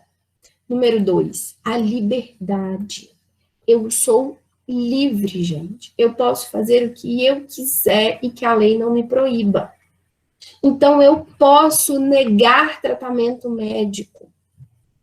Eu posso negar transfusão de sangue porque eu sou livre. E não há sistema normativo nenhum que me obrigue a fazer uma transfusão de sangue. Só guarda essa informação com você no seu coraçãozinho. Segundo, Código Civil, ninguém pode ser constrangido a submeter-se com risco de vida a tratamento médico ou a intervenção cirúrgica. Aí eu te falo, qual intervenção cirúrgica vocês me dão 100% de garantia de que não vai haver risco de morte? Fala para mim, a galera da medicina aí. Nenhuma. Logo, eu não posso ser constrangido a ser submetido a nenhuma intervenção cirúrgica. Nenhuma. Ainda que ela seja vital para a manutenção da minha vida, eu não posso ser compelida a isso. Ó, até dupliquei slide aqui. Ah, não, mentira. Código de Ética Médica, artigos 22, 24, 23. Deixar de obter consentimento do paciente ou de seu representante legal após esclarecê-lo sobre o procedimento a ser realizado, salvo em caso de risco de iminente de morte. São as condutas médicas. O que o médico não pode fazer? Deixar de garantir ao paciente o exercício do direito de decidir livremente sobre sua pessoa, o seu bem-estar, bem como exercer sua autoridade para limitá-lo. Tratar o ser humano sem civilidade ou consideração, desrespeitar sua dignidade ou discriminá-lo de qualquer forma, sob qualquer pretexto. Então, vamos lá. Primeira coisa, o que é consentimento? Eu botei aqui. Concordância de o médico intervir na esfera físico-psíquica do paciente no intuito de proporcionar saúde. Saúde. Então, consentimento, só consentimento, é o fato de eu, paciente, permitir que o médico intervenha na minha vida ou na vida de um ente querido, porque eu posso estar representando aquela pessoa, ok? Para benefício daquela pessoa. E o consentimento informado, o que é? Aí a doutrina vem e traz assim, ó. Direito do paciente de participar de toda e qualquer decisão sobre tratamento que possa afetar sua integridade psicofísica e o dever do médico alertar sobre os riscos e benefícios das terapêuticas envolvidas. Gente, então assim, vai além. O consentimento informado vai além de eu assinar um termo dizendo que você pode ou não pode fazer tal coisa. O consentimento informado traz para vocês, jovens alunos de medicina, o dever de informar ao paciente de vocês e deixar eles cientes de absolutamente todos os procedimentos que estão sendo adotados. Todos. Todos. Os pacientes ou seus representantes legais precisam estar cientes de todos os procedimentos que estão sendo adotados a ele. Então, o consentimento informado, ele gera um dever, um direito ao paciente de ter ciência do que está sendo praticado e gera para você, médico, um dever de informação e orientação claras. Claras. Não pode ser técnica. Do mesmo jeito que eu não posso chegar aqui e dar aula para vocês rodeado de termos jurídicos, vocês não vão entender absolutamente nada, vocês também não podem chegar para o paciente de vocês e ficar utilizando um monte de termos da medicina que eles não vão entender.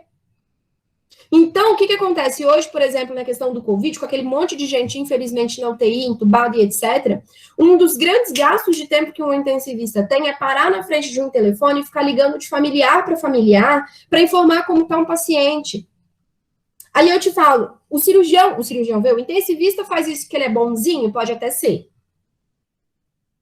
Pode até ser. Que o intensivista, e eu acredito que sim, que ele faça isso porque ele tem um bom coração e ele sabe que em casa tem um familiar agoniado. Mas ele vai além. Ele faz isso porque ele é obrigado.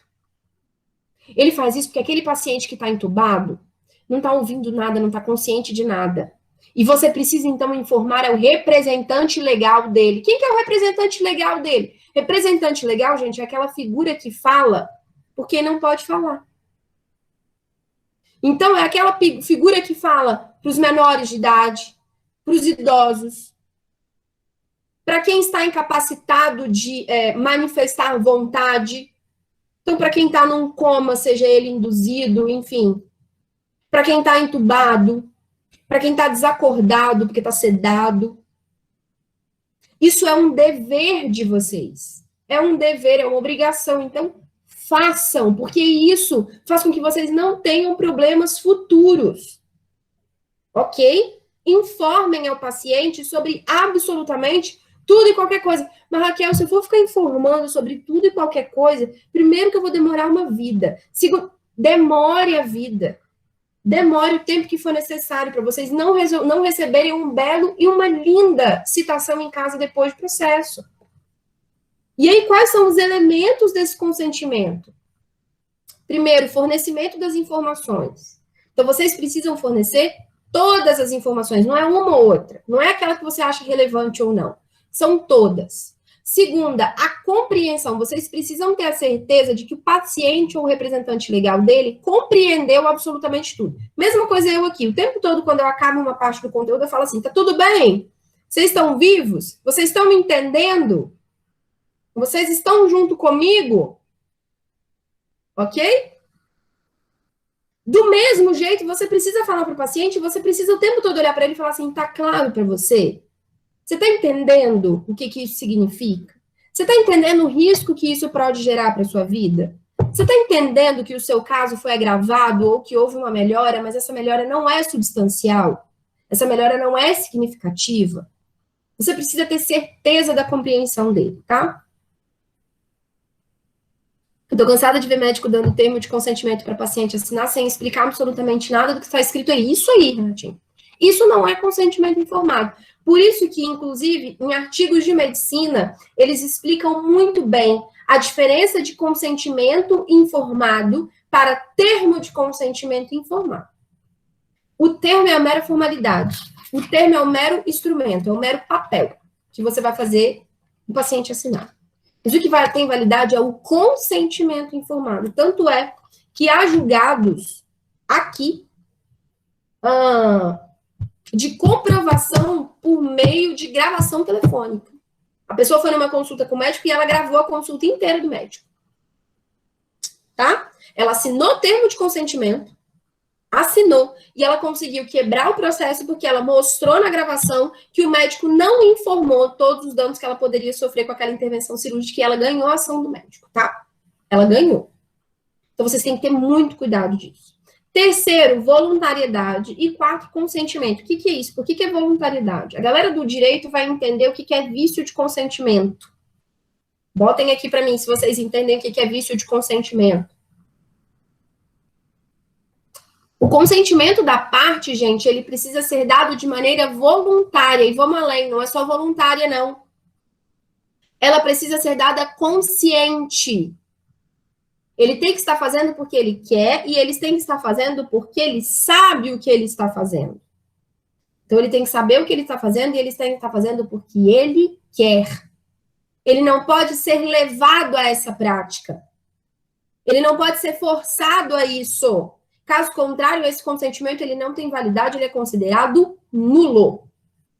Ok? Ele vai ser considerado nulo. Então, o paciente ele tem que estar muito claro do que ele está fazendo. Ele tem que dar um consentimento voluntário. Ele tem que estar fazendo porque ele quer. Ele está assumindo a responsabilidade. Ok? Julgado para vocês aí, ó. Responsabilidade civil, uma indenização por danos morais e materiais dentro de uma cirurgia oftalmológica. Outra oftalmológica aí, ó. Os oftalmos aí. Complicações não cientificadas a paciente. Falta de termo de consentimento informado. Olha aí. Não se viu nos autos qualquer advertência à autora da gravidade de sua doença. Tampouco foi alertada pormenorizadamente, dos riscos da cirurgia. Como visto, tampouco informativo supostamente entregue à autora supriria a falta de informação. O que o médico fez? Pegou aqueles folderzinho, né? Sobre o procedimento que ele vai aplicar e entregou para a parte. Achou que aquilo ali era suficiente, né? Ainda que não se possa apontar erro no uso da técnica e nos cuidados do réu com a autora, não pode o médico submeter o paciente ao risco de procedimento e técnica ainda não consagrados e, consequentemente, de todas as complicações decorrentes, sem bem informar a respeito o paciente. Nesse ponto, tem-se que o réu, como fornecedor do serviço, é sujeito ao Código de Defesa do Consumidor, tinha a obrigação legal de informar a paciente acerca dos serviços médicos que lhe seriam prestados, assim como todas as intercorrências da cirurgia, o que não ocorreu.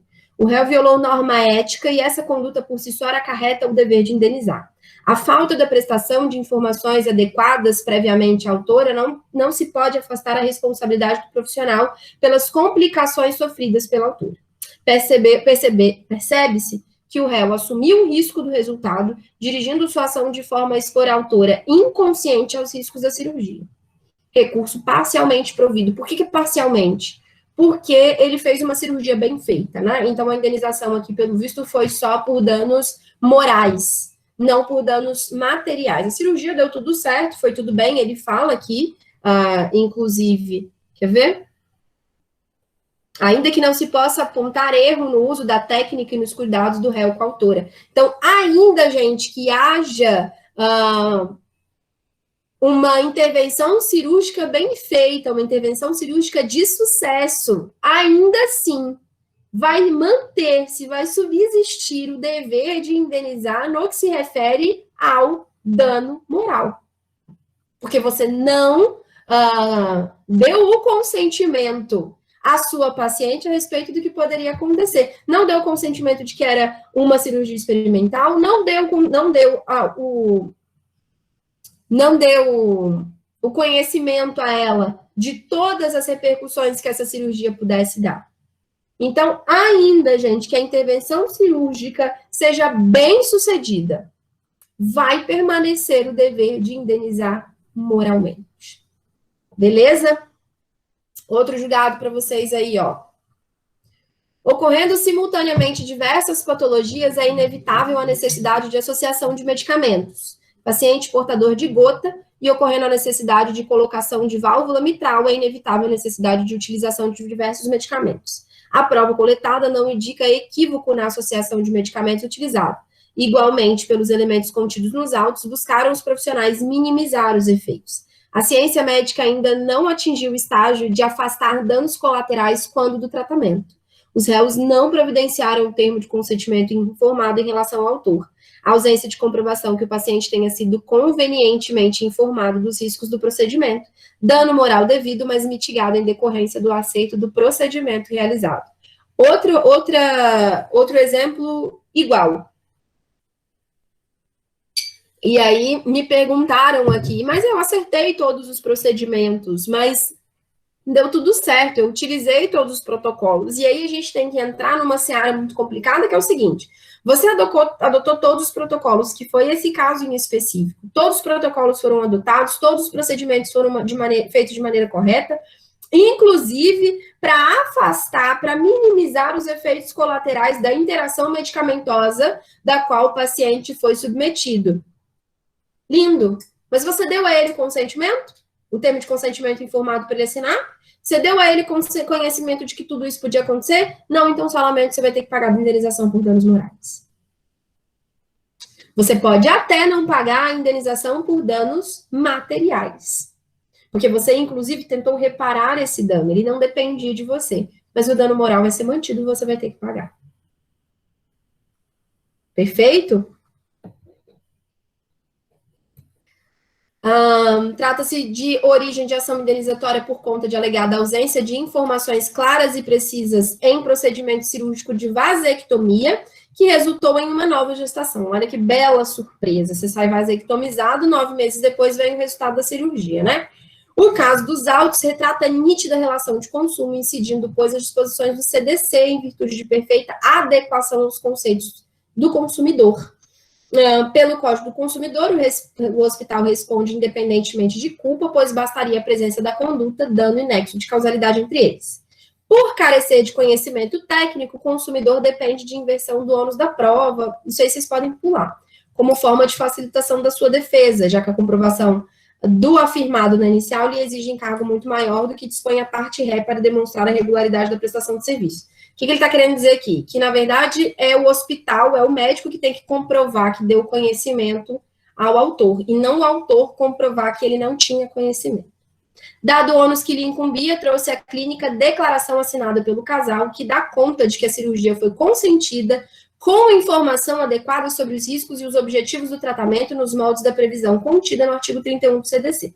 O que se observa dos autos, que as partes tiveram conhecimento claro e preciso de que as consequências do procedimento de vasectomia careciam de 100% de eficácia. De fato, a assinatura aposta pelas partes recorrentes sem qualquer impugnação confere autenticidade ao documento e atesta a ciência do conteúdo da declaração, razão pela qual a multa aplicada pelo juízo, ainda que façam jus ao benefício de gratuidade da justiça, encontra-se fundamento no artigo tal em vigor. Ou seja, olha só uma outra situação. O inverso. O procedimento da cirurgia adotado foi o correto, o resultado não foi aquele esperado, porque quando você faz uma vasectomia, o resultado esperado é que você não tenha mais filhos, né? Que você não procrie, vamos dizer assim. O resultado não foi esse. O resultado, 10 meses depois, foi um belo filho. Ainda assim, o médico e o hospital foram responsabilizados? Não, por conta de um procedimento simples. Um processo simples, chamado consentimento informado. Ok? Consentimento informado, ele pode ser revogado pela parte, então eu posso dar o consentimento, mas posso voltar atrás até o momento da realização da intervenção, ok? E posso voltar atrás até mesmo depois da intervenção ter sido realizada. Raquel, e aí? Intubei um paciente, a família deu o consentimento e agora a família não quer mais o paciente intubado. O que eu faço? Você é obrigado a atender o desejo da família desde que você não coloque a vida do paciente em risco. Então, se fazer o processo de extubação colocar em risco a vida do paciente, ele não vai conseguir sobreviver se ele for extubado, ele vai morrer. Permaneça com a intubação, acione o jurídico do hospital e o jurídico do hospital vai entrar com o processo para que o juiz declare que a intubação deve ser mantida. Tá? Então, se você vai fazer um procedimento, esse procedimento está consentido. Se no momento de realizar o consentimento, a parte, o paciente ou o seu representante legal voltam atrás, não desfaça. Você só vai se desfazer se não gerar repercussão jurídica nenhuma para a vida e para a integridade física do seu paciente.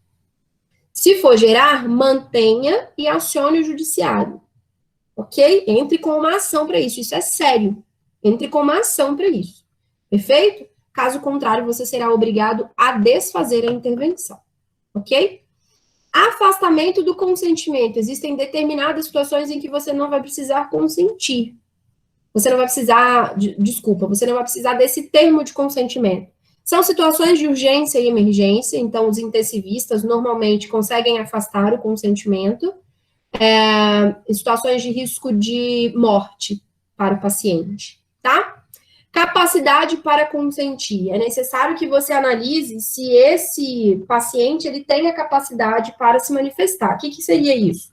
Capacidade tanto intelectual, e aí em termos, como que eu posso dizer? Patológicos, não sei. Em termos médicos, ele está em plena consciência. Então, você, enquanto médico, consegue garantir que ele tem consciência da vontade que ele está exprimindo? Então, tudo bem. Ou de âmbito jurídico. Menores de 16 anos. Você não vai fazer nada sem falar com papai e mamãe.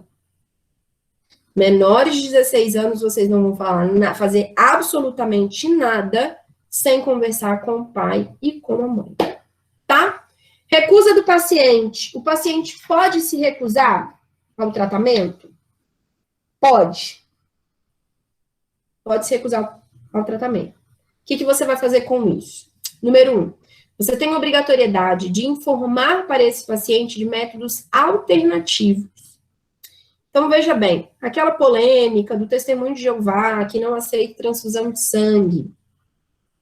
Hoje, os tribunais já têm um posicionamento de que eles não podem obrigar o paciente a realizar a transfusão de sangue. Bem como ele também não pode obrigar que o médico realize o procedimento, impedindo ele de fazer uma transfusão de sangue, se necessário. Tá? Então, o que você vai fazer? Há muitas situações em que esse tipo de paciente, ele autoriza a cirurgia, mas ele se recusa a uma transfusão havendo necessidade. Então, o que você vai fazer? O Conselho de Bioética da Medicina já emitiu, inclusive, parecer no seguinte sentido. Primeiro, você vai apresentar métodos alternativos para esse paciente. E, em segundo lugar, você vai dirigir ele a alguma clínica ou algum outro médico que aceite realizar esse procedimento cirúrgico sem transfusão de sangue. Mas você não vai fazer essa situação. Você não vai fazer esse procedimento. Beleza? Raquel, mas ele está em risco iminente de morte. Se ele está em risco iminente de morte, você tem o afastamento do consentimento. Ele vai te processar? Vai. Tá? Ele vai te processar. Você já pode preparar o psicológico para tomar um processinho na cabeça. Porém, é fácil afastar esse consentimento. E aí eu quero tratar para a gente acabar de dois últimos tópicos dentro dessa parte de consentimento informado. Por que eu peguei o consentimento informado como um tópico especial da aula de hoje? Em que pese a gente não conseguir esgotar o tema, né? Por duas situações. Há uma por conta do Covid. Veja só, o Covid ele trouxe para vocês uma realidade muito complicada, que é o seguinte: a gente tem muita informação e pouca solução. O Covid ele está sendo muito estudado, tá? Porém, você não tem nada que solucione o problema do Covid. Então, a figura do consentimento informado para vocês, hoje, ele é de integral e total importância, porque, basicamente, todos os procedimentos que são adotados estão sendo adotados de maneira experimental. Não existe hoje um tratamento, infelizmente, né, um tratamento efetivo. Então, todo tratamento que se faz com um paciente em estado de Covid é um tratamento experimental. Se ele é um tratamento experimental, você precisa do consentimento informado. E aí, gente, é informar sobre tudo. Inclusive, informar que pode ser que aquilo não dê certo. Que pode ser que o paciente morra no meio do tratamento. Pode ser que você perca aquele paciente. Ok? Houve, inclusive, há um projeto de lei do Cristiano Rosenwald, que é um grande doutrinador do direito civil, foi meu professor na pós-graduação, inclusive, para que haja uma lei afastando a responsabilidade por erro médico dos profissionais de saúde que atendem Covid. Esse projeto de lei não foi votado, não sei em que pé que está no legislativo, toda hora esse legislativo para, né, pelas medidas sanitárias, porém, havia pelo Bolsonaro a edição de uma medida provisória, a medida provisória 966 de 2020, que ela afastava a responsabilidade de agentes públicos. Só que era só para agente público, tá? Para os particulares, os médicos da rede particular não cabia. Eles só seriam responsabilizados por aquilo que ele chamava de erro grosseiro. O problema é que, em momento nenhum, ele conceituou na medida provisória o que era erro grosseiro. Então, uma galera da bancada contrária, né, da oposição, caiu matando essa medida provisória, ela simplesmente caiu.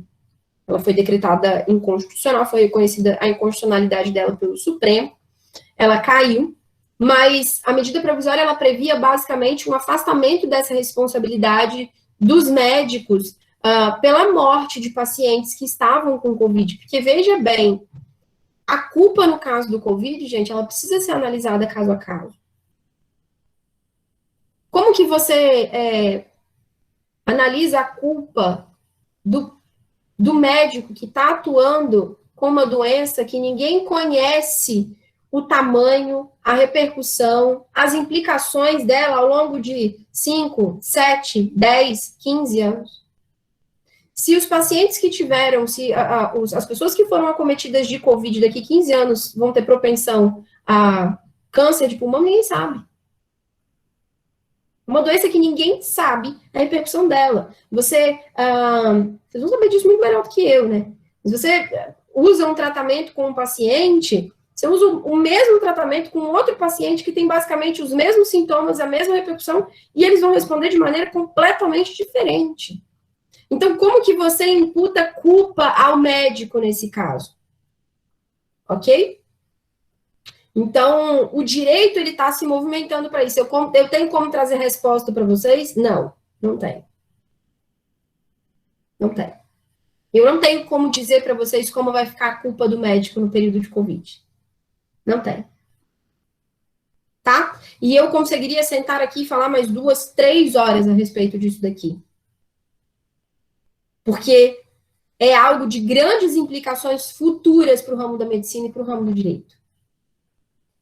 Por fim, a gente tem os procedimentos off-label. Eu acho que é assim que fala, me corrija se eu estiver errada.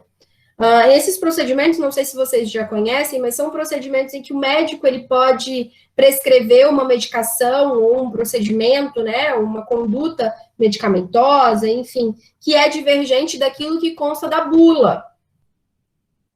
É divergente da indicação que a bula tem. Você vai fazer a indicação daquele remédio para um conjunto de sintomas completamente diferentes daquele previsto na bula.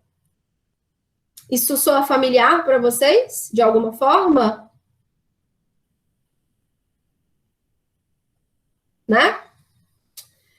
E aí, com isso, a gente tem uma permissão para que os médicos façam isso, mas uma permissão limitada. É isso aí, Renate, é isso aí. Por uma permissão limitada, tá? A gente tem a Lei 13.979, de fevereiro de 2020. Ela vai dispor sobre as medidas de enfrentamento do coronavírus, tá? Do Covid. Então, ela vem antes mesmo até do pico do surto do ano passado. E ela diz o seguinte, ó. Artigo 3º, para enfrentamento da emergência de saúde pública de importância internacional, de que trata essa lei, as autoridades poderão adotar no âmbito de suas competências, entre outros, as seguintes medidas. Aí ele bota embaixo, né, o uso de máscara, quarentena, distanciamento social, uso de álcool, ele vai adotando, beleza? Parágrafo 1º. As medidas previstas neste artigo somente poderão ser determinadas com base em evidências científicas e em análise sobre as informações estratégicas em saúde, e deverão ser limitadas no tempo e no espaço ao mínimo indispensável à promoção e à preservação da saúde pública. Por quê? Porque como o Conselho Federal de Medicina, ele permite, como a comunidade médica permite esse uso aqui, ó, esses procedimentos médicos, a galera estava usando essa abertura do Conselho Federal de Medicina para sair fazendo experimento com todo mundo. Então, estava saindo, prescrevendo medicamentos e interação medicamentosa com base no mínimo possível de conhecimento e não com base em evidência científica. Então, foi necessário a edição de uma norma para dar uma limitada na atuação irresponsável de determinados profissionais da saúde. Não vou entrar no mérito de que se preocuparam com os profissionais de saúde e não se preocuparam com... Enfim, não quero gerar polêmica. Parágrafo 7º-B. O médico que prescrever ou ministrar medicamento cuja importação ou distribuição tenha sido autorizada na forma do inciso tal, deverá informar ao paciente, aqui, ó, ao consentimento informado, deverá informar ao paciente ou a seu representante legal que o produto ainda não tem registro na Anvisa e foi liberado por ter sido registrado por autoridade sanitária estrangeira. Então, veja só, qualquer medicamento que tiver liberação internacional, que vier para cá, mas não tiver registro na Anvisa, não tiver liberação da Anvisa, ele vai poder ser prescrito? Ele vai poder ser prescrito. Porém, o médico tem que dar ciência ao paciente de que esse remédio não foi registrado na Anvisa, ok? E ele só foi liberado para comercialização aqui porque ele tem um registro de autoridade sanitária estrangeira. Caso contrário, se esse paciente tem algum problema, esse médico é responsabilizado. É o que está acontecendo com a galera do kit. Lembra a galera do kit? Que agora eles estão descobrindo que a galera está tendo... O pessoal que fez o kit, né, de interações medicamentosas, né, no tratamento precoce, está tendo uma série de implicações oriundas disso. Se o médico não fez a devida atenção ao paciente, esse médico vai poder ser responsabilizado, tá? Último tópico para a gente encerrar e ir embora diz respeito a esse dano iatrogênico, tá? E ele também está muito relacionado ao Covid. Vocês já ouviram falar do dano iatrogênico? Já passaram para vocês? A galera do direito tem certeza que não. Mas o pessoal da medicina conhece?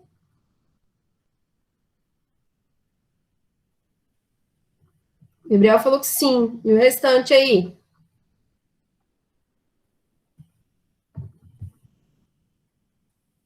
Dano iatrogênico, gente, é aquele dano que o médico não consegue afastar, ok? Dano iatrogênico é aquele dano que ele não é oriundo de um erro médico, tá? Ele é oriundo do próprio procedimento que é feito, perfeito? Então, é uma espécie de dano que o médico não é responsabilizado, tá?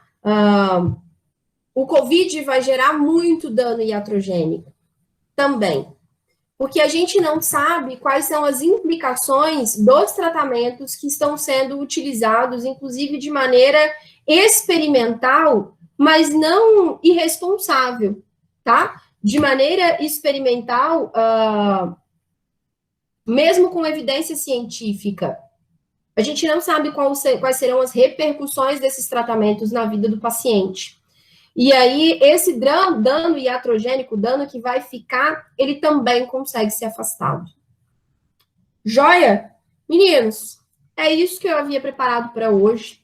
Tem muita coisa para falar ainda. Tem muita repercussão. Tem muito julgado para trazer. Mas ainda assim, ó, eu fiquei, acho que quase 2 horas aqui conversando com vocês. Ainda não consegui trazer, acho que 10% do que a gente teria para discutir com relação à responsabilidade civil do médico. Espero que vocês tenham gostado, espero ter atendido às expectativas de vocês e, novamente, obrigada, foi uma honra.